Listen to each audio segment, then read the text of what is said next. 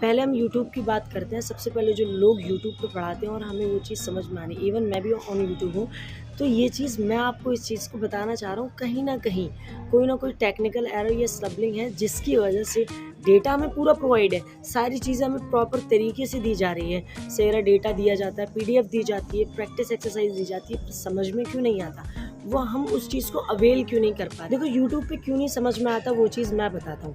Class में मान लीजिए 60 बच्चे और 60 बच्चे की आपको पता है कि ऑब्जर्वेशन स्किल्स हर किसी की अलग-अलग होती है, आईक्यू लेवल स्किल्स हर किसी की अलग-अलग होती है। जैसे कि आपको मालूम है क्लास में 6 से 8 बच्चे ही एवरेज में ठीक होते हैं। 60 बच्चे में से, यानी जिन बच्चों का आईक्यू और ऑब्जर्वेशन स्किल्स बहुत अच्छी है, उनकी ग्रैपिंग पावर अच्छी होती है, वो चीज़ें समझते हैं। इसी तरीके से मैं आपको एक-एक चीज़ें बताने वाला हूँ। अभी मेरे 200 ही सब्सक्राइबर हैं, तो आपको ये चीज़ें मैं एक-एक करके दूँगा। कोई वैसा नहीं है, मुझे बहुत अच्छी तरीके से पता है कि लोगों को ये डेटा और इन्फॉर्मेशन कैसे प्रोवाइड करना है। इतना ही नहीं, मैं आपको और भी चीज़ें बताऊँगा। टीचिंग स्किल्स के साथ-साथ मैं आपको लर्निंग स्किल्स बताऊँगा। आप बहुत अच्छे लर्नर बन सकते हैं।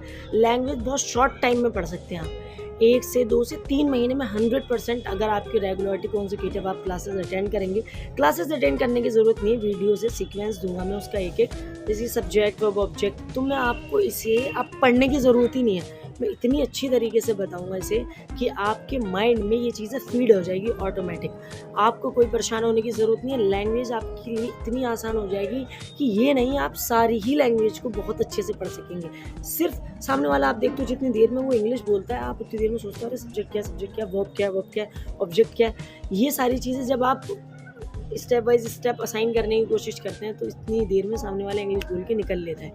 ये प्रॉब्लम नहीं होनी चाहिए। हिंदी में क्या होता है कि मेरी मम्मी खाना खाती है और खाना मेरी मम्मी खाती है, बात एक ही है, पर इंग्लिश में आपको सीक्वेंस ज़रूरी होता है, जो सब्जेक्ट, वर्ब, ऑब्जेक्ट, इसका सीक्वेंस बहुत ज़रूरी है। ठीक है, उसके साथ आपको हेल्पिंग वर्ब भी लगानी पड़ेगी। तो इन चीज़ों को बहुत आराम से आपको बताया जाएगा। देखो, आपको भी मालूम है आपके एक्सेंट, वोकैब्युलरीज़, फ्लुएंसी, सारे एरर्स होते हैं, सारी तकलीफ़ें आती हैं, सारी परेशानी आती हैं, पर आप एक चीज़ को सोचो। सिर्फ एक चीज़ मांगना चाहूँगा मैं आपसे, परपेचुअल टाइम कंजम्पशन।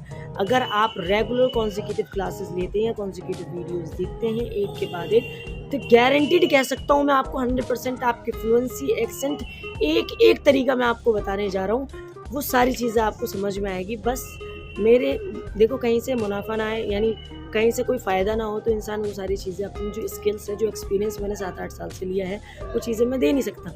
तो कम से कम मेरा चैनल तो मोनेटाइज़ होना चाहिए कि मैं इन चीज़ों को बहुत ही कम टाइम में आपको ये चीज़ें सिखा सकूँ। आप मुझे अनसब्सक्राइब कर देना। अगर आपको लगता है कि मैं ये चीज़ें प्रोवाइड कर सकता हूँ, तो प्लीज़ मुझे सब्सक्राइब करें।